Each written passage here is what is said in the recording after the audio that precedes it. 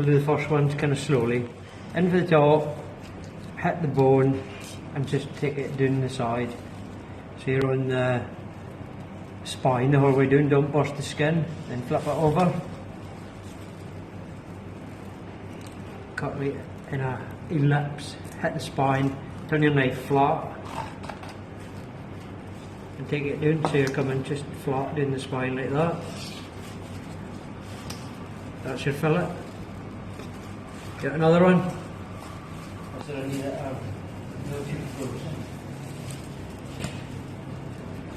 lift up the fin, cut down to the spine, turn your knife in the middle, lift up the fin, cut at the head, down the spine, bush.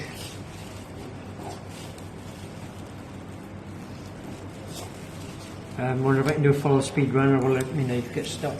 Okay, right.